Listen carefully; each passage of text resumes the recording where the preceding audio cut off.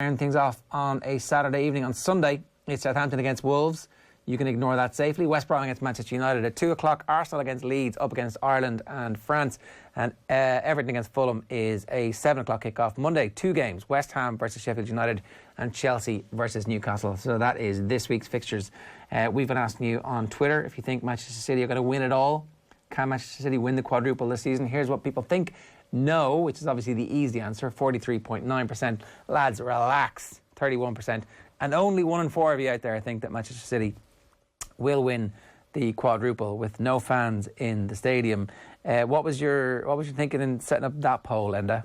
Well, one smart listener or Twitter user pointed out to me, the only correct answer to that question is actually yes, because they can actually win all 4 of those trophies. The question is, will they, Ger? And I suppose one of the reasons you're looking at that is Man City are coming into the form of their lives. They're peaking at the absolute right time. They're probably going to win the Premier League. They're in the League Cup final. They've got a history with the FA Cup now.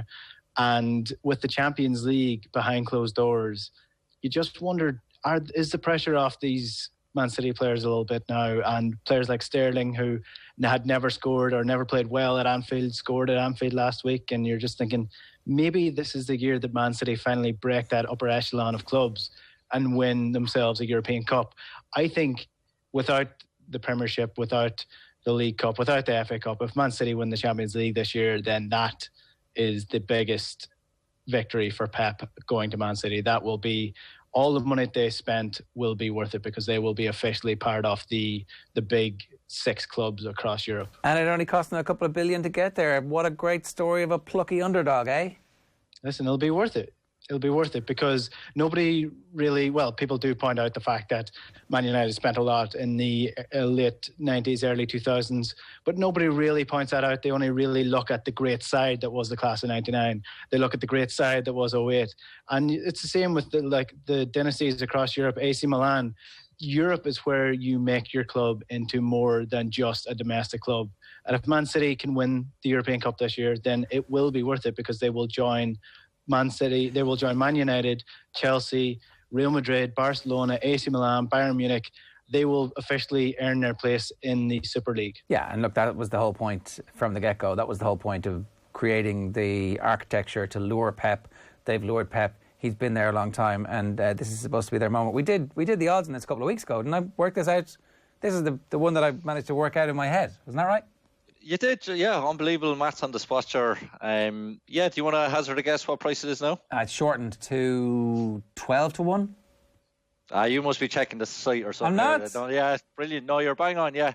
Again, it's straightforward one to price up. It's 4 competitions, 1 to 25 to win the league. That's a gimme. They've shortened in the League Cup final against Spurs. City playing well. Spurs on a bit of a downer. 1 to 3 to win that. They got a difficult draw in the FA Cup. You know, City have been accused of getting easy draws, but away at Everton, they could have got a lot easier than that. So they're about maybe 6 to 4 to win that. And then in terms of the Champions League, that's the big one. Like Enda alludes to, similar to Chelsea, Abramovich, he wanted the Chelsea to be recognised as a European super club. But they had to win one, I think, to get the seal of approval on that. And City need to do that, but they're 3 to 1 to win the Champions League, and that's what juices it up to 12 to 1 to do the quadruple. Right. But as the person that tweeted in that says, it is possible. Of course, it's possible. Whether to do it or not is another thing. Yeah. Okay. Let's move on, because we'll actually get to talk about City a little bit against Spurs and some of the details around that. And I do like the soap opera around that. I think that if there's an opportunity for Pep to absolutely stick it this weekend to Jose, then he is going to be doing that. So let's move on. Our Paddy Power specials last weekend, a winner. Winner, chicken dinner. What was it? Second winner in a row. I think we had a Crystal Palace Wolves win the week before that. Now, last week we had United to score in the first half, Everton to score in the second half. And my bet builder actually fell, because I had United to score first half, Everton to score second half, but I added Bruno Fernandes to get booked in the game as well. And that obviously killed it for me. But a winner nonetheless. And this week we're going for some more again. I think the specific bets have been working out for us rather than the broader bets. So I've added in a couple of broad ones here and there, but the specific ones we're going for this week is Leicester halftime, draw full time in the Leicester Liverpool game, which we'll talk about. Man City to win to 0 against the aforementioned Spurs. and Ederson to score a penalty is the broad bet of the week. I think that one's unlikely. But Jason, how are they working out? Before, hang on. You had this amazing run before Christmas where you had like an 18-1 winner, a 12-1 winner, and a 7-1 winner, and you got drunk and you haven't sobered up. And I just want to say, at some point, Enda, someone needs to tell you, go home. Because these bets are ridiculous this week, I think. Now, sorry, Jason, you're the expert. Tell us a little bit about these ones. Yeah, so the Leicester half-time draw full-time, obviously Enda has an angle, and you can find value if you can work out angles for games. It is 12-1. We've enhanced it to 16-1 for the off-the-ball specials on site. So 16-1 tells you the chances of it actually happening, but again, it's a possibility. In terms of the Man City to win to 0, that's a way of juicing up the price there. We've enhanced it on site to 11-8. It's normally 6-5. My one thing that I would say about that is Ruben Diaz is a doubt. Fernandinho and Rodri are doubts as well. So if Rodri misses, Fernandinho is the natural replacement. And if you think of how Spurs are going to score a goal, it's likely going to be on the break, and those would be key players in stopping a break.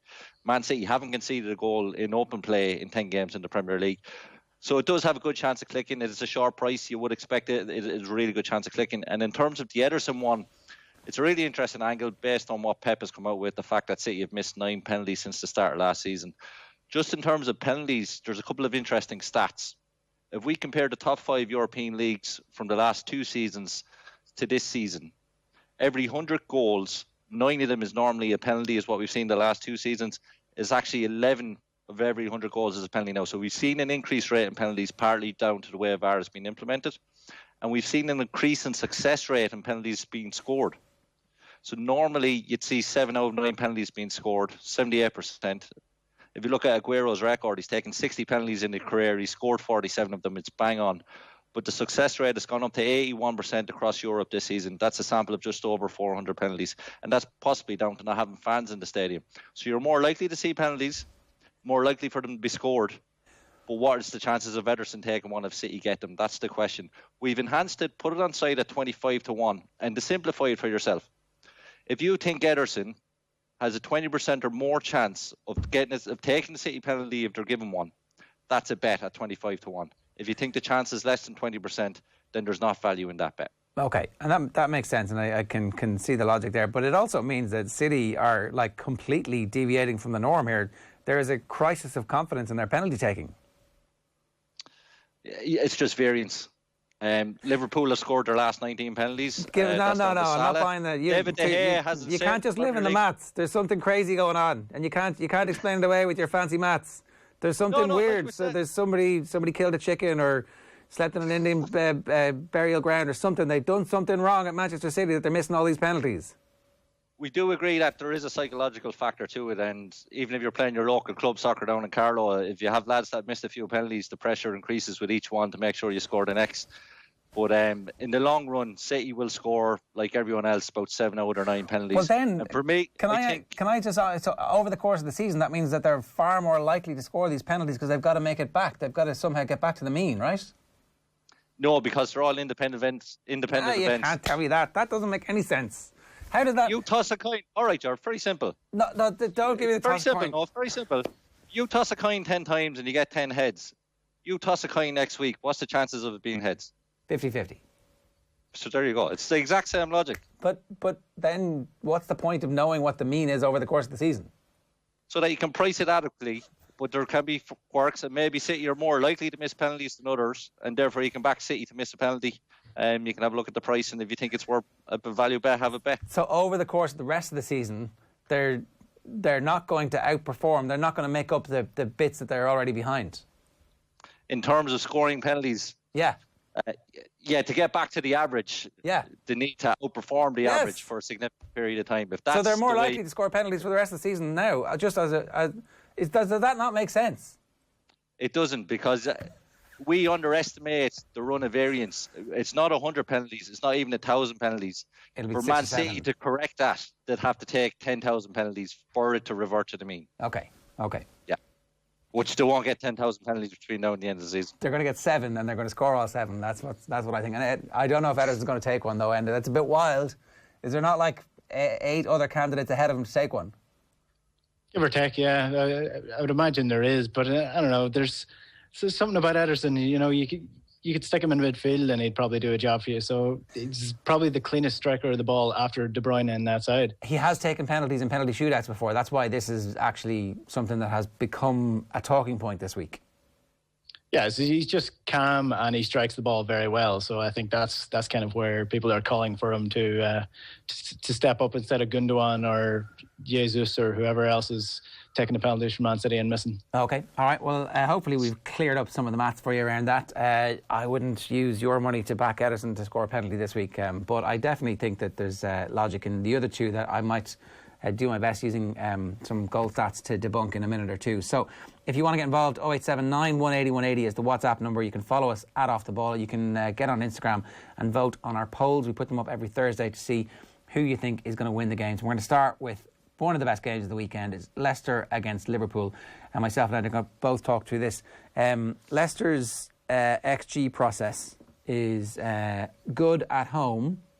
1.5 goals for, 1.3 goals against, 10th best, right?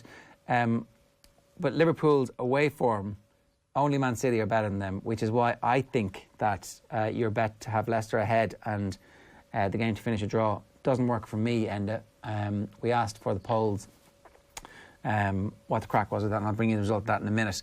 You do think that Leicester are going to score first here and that Liverpool are going to peg them back and that this game's going to be a draw?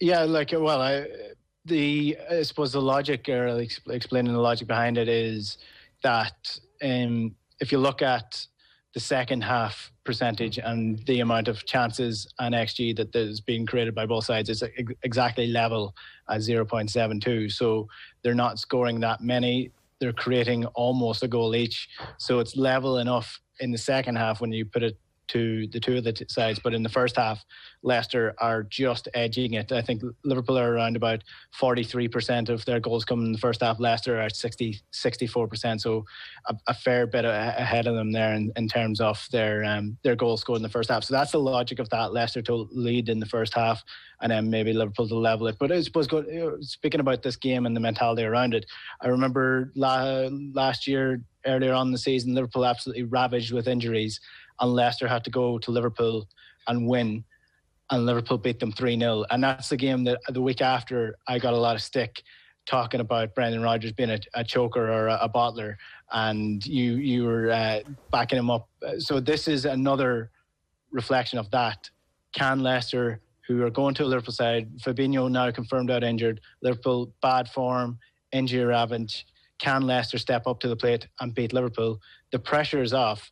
This is a game that Leicester should be winning. This is the game that they should be winning against one of the best teams in world football over the last couple of seasons. I'm not sure about that. What does the money say, Jason? What are the odds for this game? How do you price this?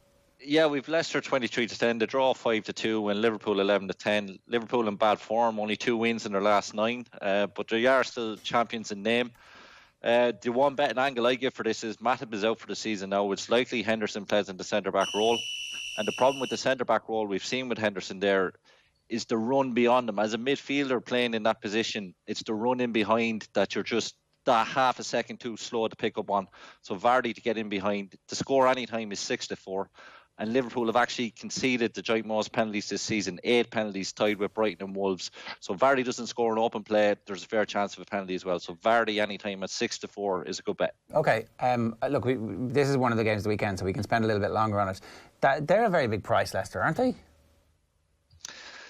For me, I'll be honest, pricing it up, knowing the starting 11s we're likely to see, I'd be more likely to back Liverpool. If you were to have a free bet or you wanted to put it in an early Saturday ACCA, I'd be backing Liverpool at odds against for this. If you look at the last 2 meetings between the sides, Liverpool bet them 3-0 at Anfield earlier in the season, and then that Stevensdale win last year, which essentially secured the title, 4-0 win. So when Liverpool have actually come up against this specific Brendan Rodgers Leicester side, they have just outplayed them. Okay, that's interesting, because the price is just big enough for me to go, that's a very big price. Maybe I need to take a look at that. But actually, logic is your friend in situations like this. Maybe you're right, just Liverpool are just a better team, but you're putting the pressure, ramping the pressure up, and as I suspect all the Celtic fans are, on the poor, benighted manager of Leicester, who doesn't get any respect. But look what happened to you when he's not there now. Well, there's nothing to do with that, because I think Brendan Rodgers is an excellent manager. We've said it a couple of times on this pod already. But this, if they want to be serious top four contenders and go beyond that, they need to beat Liverpool. And it's not a situation where you're thinking Liverpool are one of the best sides over the last couple of years. Liverpool are in the worst run of form in the last couple of years. They've got all their best defenders out injured. And Leicester, if they want to be taken seriously as top four contenders and Brendan Rodgers taken seriously as a manager, these are the games that he needs to win. And they haven't won them in the past. They need to start winning them. All right, here's what our poll said about what was going to happen in this one. Oh, it's tricky to make it out, but it's 47% Klopp, 53% think that it's going to be a Leicester win and that Brendan Rodgers is going to do it. So that is interesting, because that is not what the gambling market says. So there's a diversion. The opinions are diverging on that one. Let's move on. Crystal Palace against Burnley is next, and thankfully we don't need to spend too much time on this, Enda. 54% Palace, 46% Burnley, and this could easily be the worst game of the weekend. Yeah, as always, I give advice for these type of games, and that is to watch something else. With the Six Nations on, is there another game on at that point in time? I suppose there probably is. I haven't really looked at the rugby fixtures, but if there's anything to be on, if you need to get out of the house, then the time that Crystal Palace are playing Burnley is the time to do it. This is not a game to watch. And I suppose if you're looking for the angle of this game, you're looking at low scoring games, because just doing the numbers in terms of the chances of over 2.5, you have around about 20% chance of more than 2.5 goals in this game. So that's what you're looking at. And Wilfred Zaha is out injured as well for Crystal Palace, so that probably reduces their chances of scoring even further. So I think maybe Burnley might edge it just about in terms of the better form, and Wilfred Zaha being out injured. But yeah, this is a game to skip. Yeah, and I presume how do you price this? Yeah, we've Palace favourites at 11-8, the draw 2-1, and Burnley 21-10. We want to always inform punters, make sure you know what you're backing, and Zaha missing is absolutely key piece of information.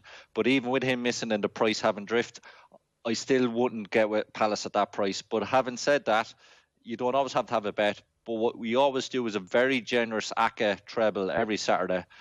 We've City and Villa included, who I expect fully to win on Saturday, and Palace as well. We've enhanced it from 13-2 to 9-1. So if you wanted a bet that hopefully you'd get a run all day Saturday of if Palace win this game, there's a nice one there at 9-1. Okay. Yeah. Let's move on. Manchester City against Spurs. This is a game definitely worth talking about. So we were asking you, what was the crack with this one? It's 82% in favour of Manchester City. Friendless Spurs at the moment. The 18% of our Spurs fans on Instagram clicking it now merely because they have to, out of some perverted sense of loyalty to what's going on. Things have got a bit pear-shaped for Spurs in recent weeks, and obviously Guardiola against Mourinho. The head-to-head record used to be entirely one-sided. Mourinho manages 3 wins in the first 17 games against Pep, but he has turned things around recently. The last 7 show 4 wins for Mourinho, a draw and just 2 defeats in the last 7 games. And since he's taken charge of Spurs, he won both home games against City. This is the first time he's taken them to the Etihad. Obviously, last time he was in Manchester, things worked out pretty well. They absolutely annihilated Manchester United 6-1. So, what's going to happen here? Well, we have Man City in record-breaking form. The 10 games that they've won in the league, they're averaging 2.3 XG for and just half a goal XG against. Spurs away from home do actually create chances. So I think there's a 2-1 win here for Manchester City. A relatively close but comfortable game. I think it's a 2-0 and then there's a consolation goal for Spurs. What do you think, Enda? Yeah, I think similar enough to you. I would go even further to say that I don't actually think Spurs will score in this game, like Jason alluded to earlier. I think Man City have gone 10 games now without conceding a goal, so that's the type of form that their defence is. But yeah, there's the Diaz stuff makes a difference. But again, you're thinking Spurs are out of form, Man City are in form, Man City are at home. I wouldn't give Tottenham too much chances here. Okay, and I presume Spurs are friendless in the market as well, Jason?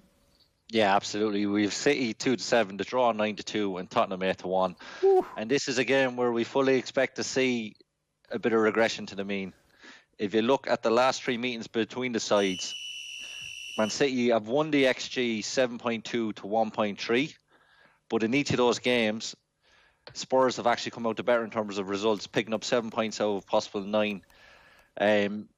to simply put it, Man City have had 68 shots in those 3 games and only scored 2 goals, where Spurs had 10 shots, 7 shots on target and scored 6 goals. That's not sustainable.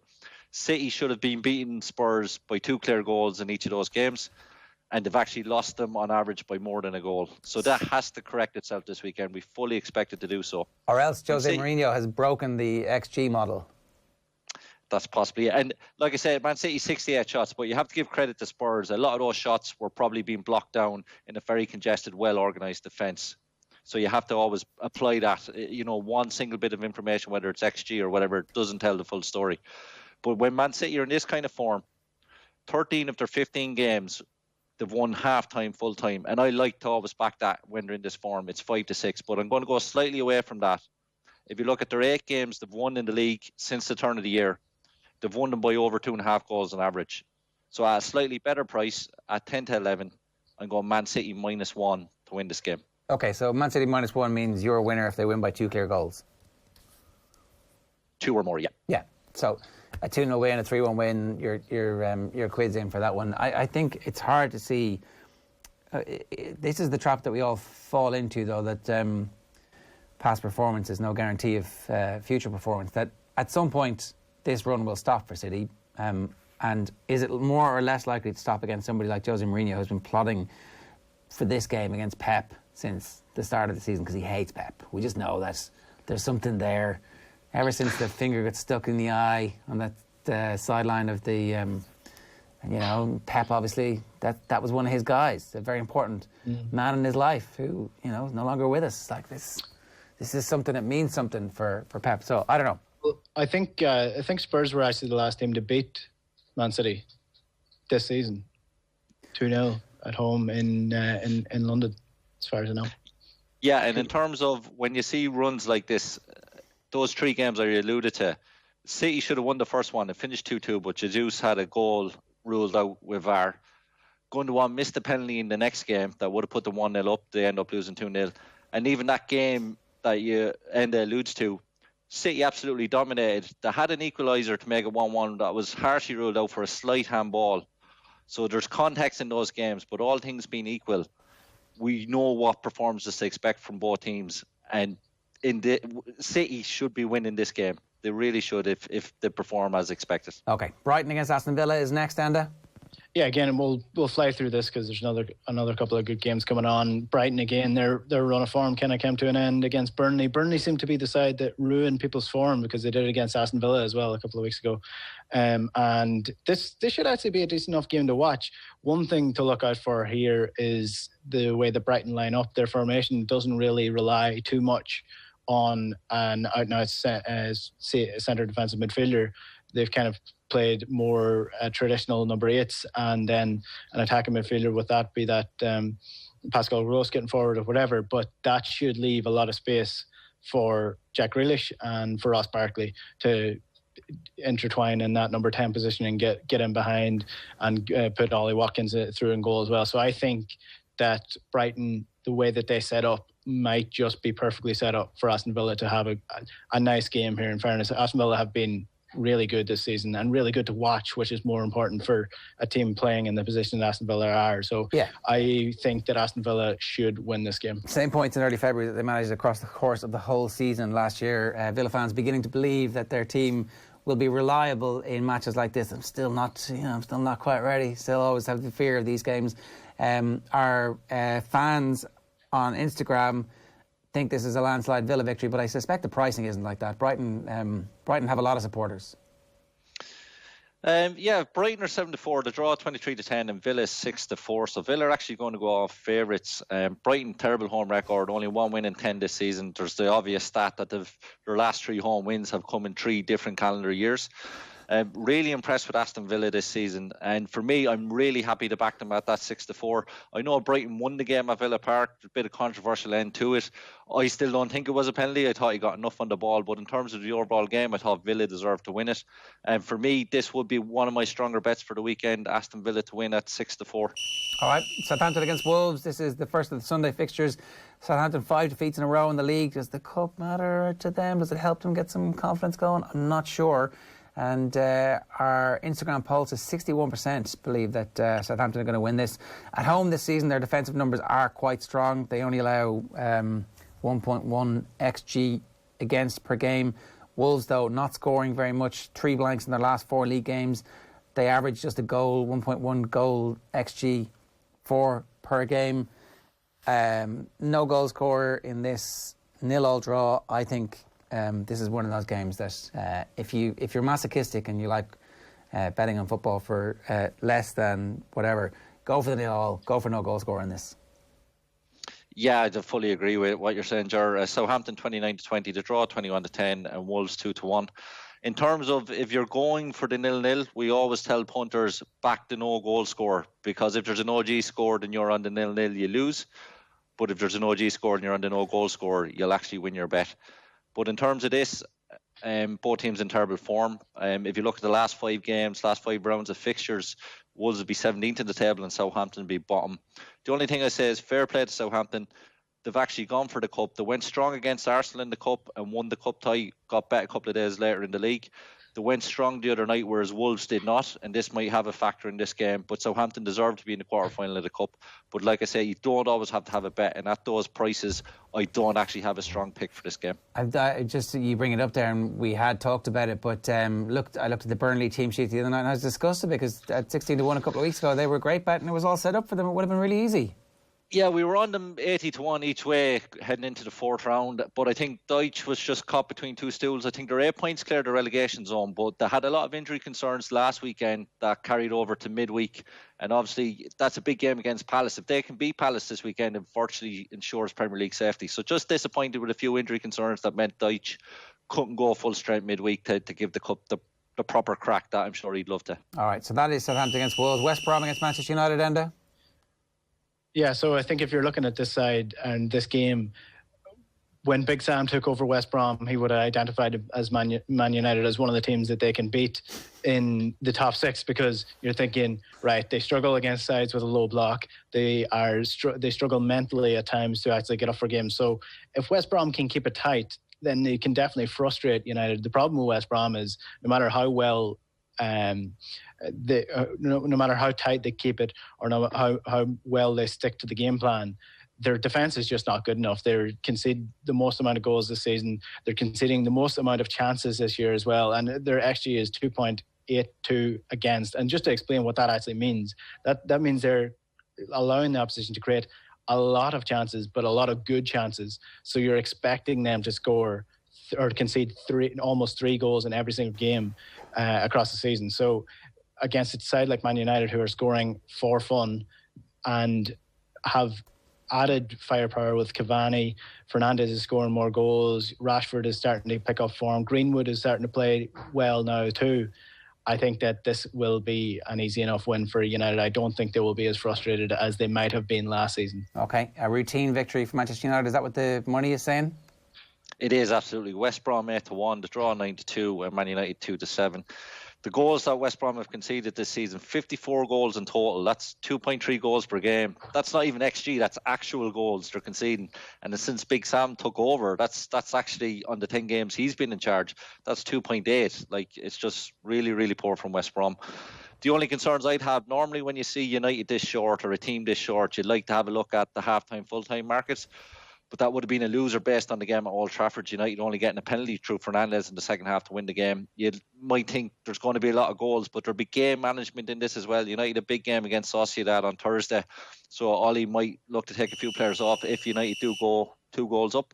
So the only bet I'd really have a look at is Cavani at 7-2 first goal scorer, because the way West Brom will be camped in, it's going to be Cavani's movement who is more likely to be goal scorer in this game than maybe one of the other players coming from the wings. Okay, Arsenal against Leeds is next. That one is on Sunday at 4:30.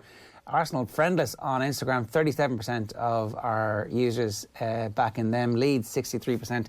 The hipsters' friend Leeds. So a couple of things about Arsenal. Their form from an attacking perspective is bottom half of the table. They created just 0.9 XG in the game they lost against Villa. That was following on from 0.7 against Wolves, 0.9 at home to Manchester United. So they are not creating goal-scoring chances recently. Their defence is actually much better and it's got better as the season has gone on. So I think they're in the top five. 4 of the teams boast a better defensive record, and that's why I don't think Leeds are going to have it all their own way in this. And I can see this being a 0-0 or a 1-1, and not a lot of goals for me being scored in this game, Jason. Yeah, very good points. Arsenal 10-11 to draw, 27-10, and Leeds 14-5. And the reverse game at Ellen Road is finished 0-0, but Leeds actually battered Arsenal for a lot of the game. The 20 shots just failed to put it in the back of the net. Looking at those prices, I would be siding with Leeds at 14-5. They're ahead of Arsenal in the table. Sometimes the table does lie, but that actually tells a pretty true story.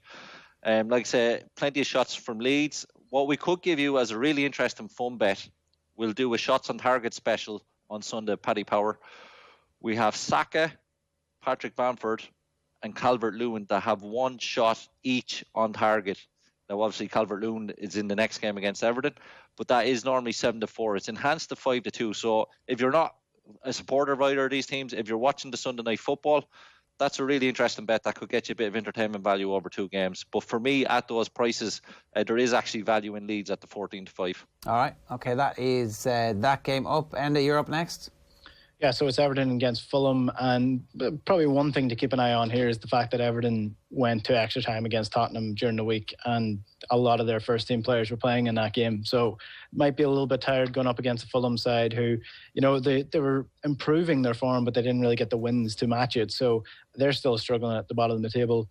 On paper, Everton should win this easy enough. And one positive that Everton can take this year is definitely the fact that if it's not working, they do have answers to change it. Like against United, when it clearly wasn't working with the diamond, they changed it in the second half and were by far the better team for the first 20 minutes of that second half, got 2 goals back. Against Spurs as well, it wasn't working. And then earlier on in the season as well, they just have the ability to change it and change their formation, and the players respond to that. You obviously have to give credit to Ancelotti for building that sort of mentality. Fulham don't have the depth for that. They don't have the quality in the players to do it week in, week out, and they're just not scoring enough goals at the minute. So I think that this should be a routine victory for Everton, but in terms of the bets, I would wait to see what the market's saying. Okay, what is the market saying? Yeah, Enda's dead right. Like, always wait to see what the price is. Everton 19-20 to draw, 12-5, and Fulham 14-5. The extra time is a factor. Everton really wanted to win, and they got the job done the other night, but we have seen the price drift a little bit. Everton mightn't be at full strength for this game, which is factored into the price too. But just to concentrate on Fulham, 22 games in the league this season, only 2 wins and 9 draws. They're just not winning enough games to stay up. As Enda says, they're not scoring. Haven't scored in 4 of their last 5 matches.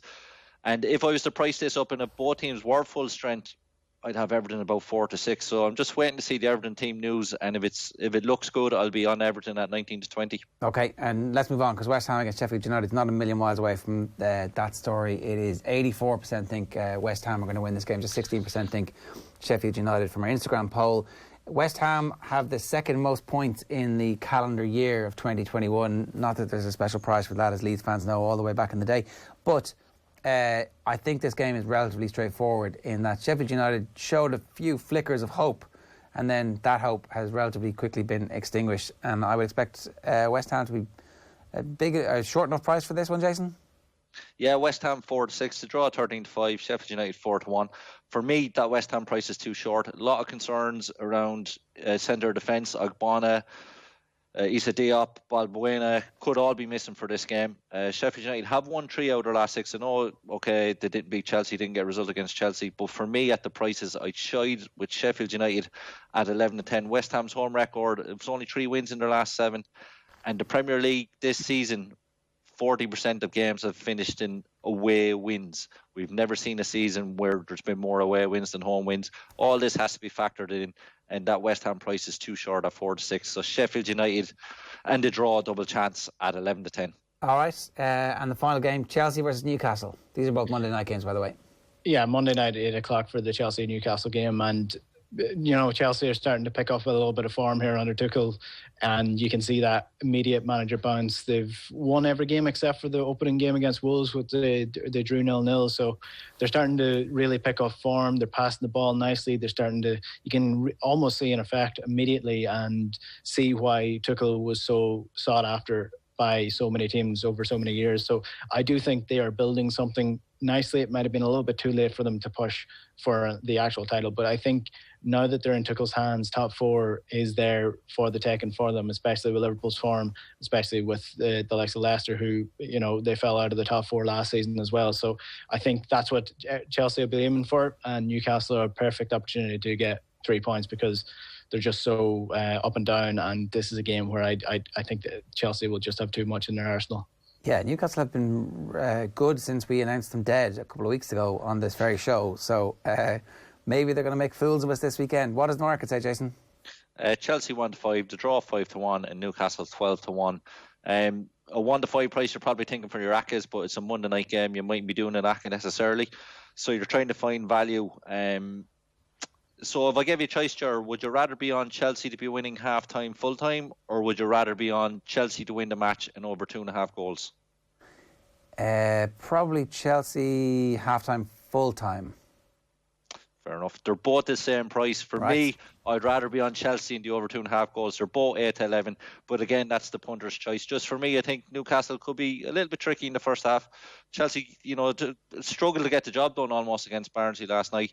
But like I say, you're looking for value when a team is that short, and either of those two selections is probably where you'll find it. All right. Jason, Enda, enjoy the weekend's football. The Paddy Power half hour / 37 minutes this week. We're a little bit over, but it was good stuff. We're with you every Friday afternoon, bang on 1:30. If you want to get involved, you can WhatsApp us during the week, 0879 180 180. And next week, we have the start of a brand new competition, which I know those of you who don't always win on your bets are going to like a lot. We'll give you details of that next Friday when we see you then. Take care. The Paddy Power half hour on OTB Sports. Minimal contact instead.